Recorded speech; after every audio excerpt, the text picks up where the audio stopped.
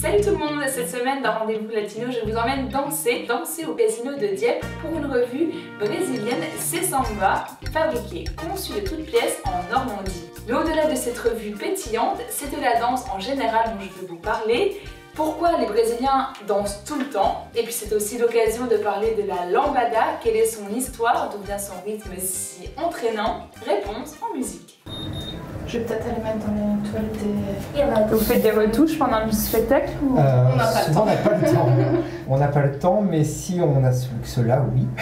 Mais c'est rare.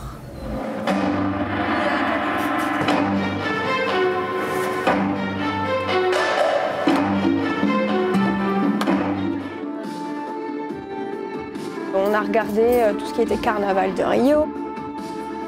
On a regardé tout ce qui pouvait être aussi capoeira, les danses... Alors on n'est pas que sur le Brésil, on a aussi les danses cubaines, les danses plutôt espagnoles. On a vraiment fait un mix de chaleur. Et du coup, on s'est inspiré en allant voir d'autres spectacles, en essayant de se former aussi soi-même sur des différents types de danse.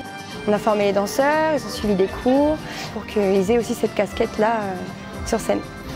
Là, ça va être un peu plus le mambo. Après, on va faire du cha-cha-cha.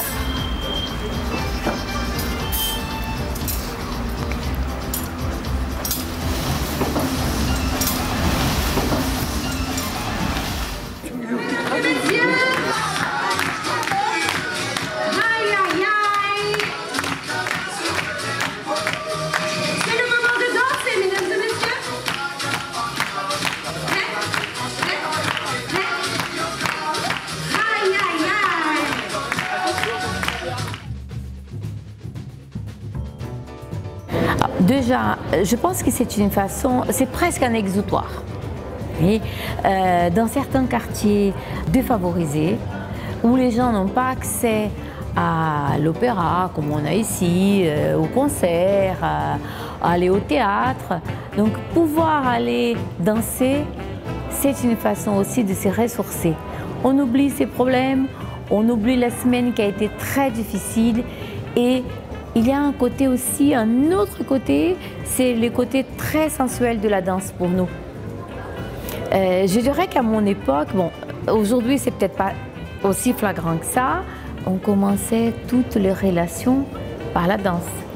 Donc on allait danser et quelqu'un avec qui on danse bien, ça veut dire qu'on s'entend bien. Et de là, on peut effectivement aller plus loin. Voilà. Donc la danse, elle a une connotation très sensuelle chez nous au Brésil. Quand on est tout petit au Brésil, c'est pas un cliché. Les garçons apprennent à jouer au foot d'une manière générale et les filles, on les apprend à danser. Après, tout le monde danse. Là, je fais vraiment... c'est très réducteur ce que je vais dire, mais je veux dire, il n'y a pas un Brésilien qui ne sache pas danser. La lambada, au départ, c'était vraiment un mélange entre le rythme caribéen et ces rythmes qui viennent de ma région du Nord, le carimbo, le merengue et tout ça. Et ça a fait un seul rythme qui c'est la lambada, qui c'est aussi un héritage des esclaves qui s'assoient des Antilles, où il y a eu un énorme échange à l'époque de l'esclavage, où les esclaves allaient un peu aux Antilles et après directement au Brésil. Donc c'est un rythme qui est très sensuel. Le texte est Chorando se foi, quelqu'un qui... il est parti en pleurant, quelqu'un qui un jour m'a fait pleurer, c'est ça. Et donc aujourd'hui, il ne revient pas, mais il est parti en larmes, comme un jour tu m'as fait pleurer. C'est ça l'essentiel de la lambada, enrobé d'un rythme extrêmement sensuel. Je dis toujours, quand on danse à la lambada, soit on danse avec un ami très proche, soit on danse avec un amoureux. On ne peut pas s'empêcher de danser. Je pense que c'est dans notre culture. Et ça vient naturellement. Danser pour nous, c'est naturel. C'est pas un effort. À partir du moment où on écoute On écoute une chanson, on écoute...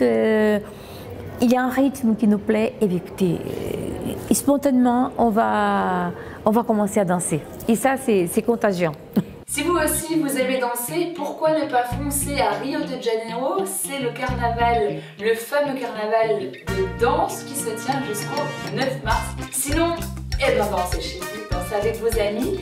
Je vous donne rendez-vous dimanche prochain. En attendant, retrouvez-moi sur les réseaux sociaux, Facebook, Instagram et bien sûr sur la chaîne YouTube Rendez-vous Latino. Je vous souhaite de passer une excellente semaine. Salut!